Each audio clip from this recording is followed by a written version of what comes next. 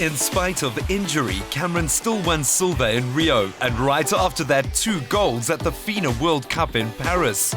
Already building towards his 3rd Olympics, we found him as competitive as ever. Listen, I know this is your off day, but I know even on your off days you like to stay active, so I thought we'd do some rock climbing. Are you up for that? Well, I've never done it before, but I'm up for the challenge. Well, I haven't done it before either. Let's do this. Let's go for it. Okay, puts us on an even keel. Today, the Olympian was happy to play apprentice to instructor Gabriella Lee. Well, this is our first time, so we have no idea what to expect. Give us a quick rundown. Some tips with rock climbing, okay? Keep your arms straight when you're resting, okay? So when you keep them straight, you're not pulling and tensing these muscles, so it gives you a lot more endurance. Use your toes on the grips and keep your weight on your toes. Instead of pulling up on the grips, push on your feet. Okay, that sounds pretty easy, right? No, easier than Olympic Games, eh? Okay. A sprint specialist and world record holder in the 50-metre breaststroke, Cameron also knows when to take a measured approach. It's serving him well in business. Okay, just to clarify things, I know it might seem a bit off the wall that we're doing rock climbing today, but there's some method to this madness. I don't know if you're aware that rock climbing has been added to the Olympics. It's been admitted as an official sport, so it'll feature in 2020. Well, at least if something doesn't work out for me, I've got another sport to join then. Exactly, you see, we got your back. But seriously, you've got a great fallback plan in the form of investment. That's what you're interested in, right? Yeah, I studied investment management because I really like following the markets, and it's quite competitive. It's the same as swimming, where there's a action-reaction. You know, you try beat the market. I think it was a little bit boring for me. I think everyone just puts in money in one of the institutions, and you kind of leave it alone, and you have no control over it. So I really liked the idea of trying to beat the market, trying to make your own decisions. And I started with a very small portfolio, and just through learning, I've come a long way. And so far, yeah, I'm very happy with what we've done. What do you love most about being a swimmer? I think the funnest thing about being an Olympic swimmer is being paid to stay in shape. It's not a bad gig, eh? Well, listen, not that I don't love hanging around with you, but I think we've got the feel of this now. What say we do a little bit of a race? Sounds like fun. All right. Nico realized he was in trouble when his climbing buddy mentioned he's most inspired by Elon Musk and his appetite for risk. A similar fire in Cameron made him the first man to earn 4 World Championship medals in his discipline. This first hit out on the rock face suggests he may yet be a climbing champ too. Cameron, I should have known a champion in and out of the water.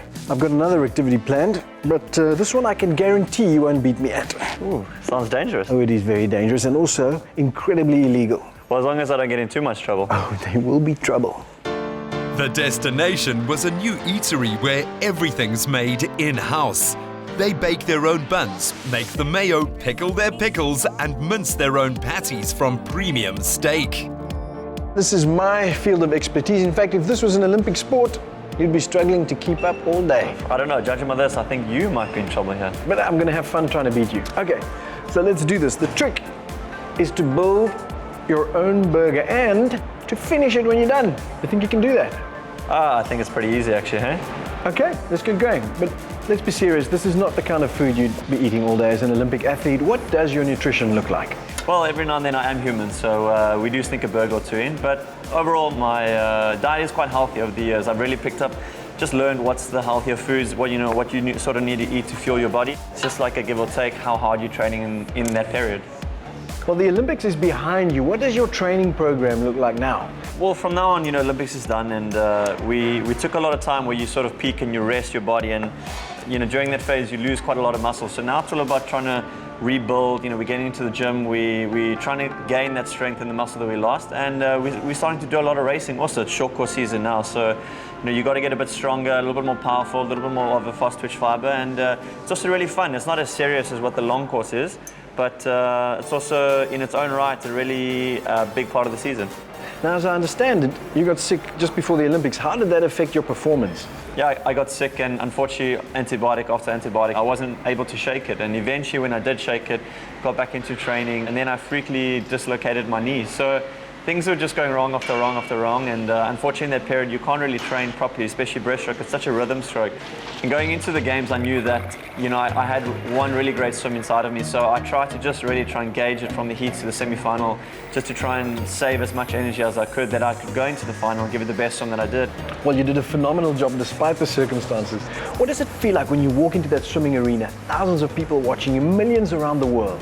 Well, it's every athlete's dream to be able to stand on top of the podium and hear your national anthem being played. Unfortunately, I was able to stand on the silver podium and see my flag still being raised, and I had the medal on my chest and the protea on my heart, so it was still a very proud moment. And one of the most special aspects is that you have your family and friends and your coaches and your support staff, and those guys sacrificed just as much as what we have to get there, and they were all in the stadium with me, celebrating, and yeah, I mean, I get goosebumps just thinking about it. It was one of the best moments of my life still. You've already achieved so much. What comes next in terms of sport and the rest of your life? The next 4 years is going to be very crucial, and I'd like to go to the next Olympic Games for the one reason that I'd be the first South African, if I can, to win a medal at 3 consecutive Olympic Games and be the first treble winner.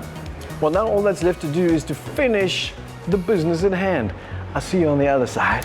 With the FINA World Swimming Champs in Canada in December, the muscle building is in full swing, and we were happy to help it along.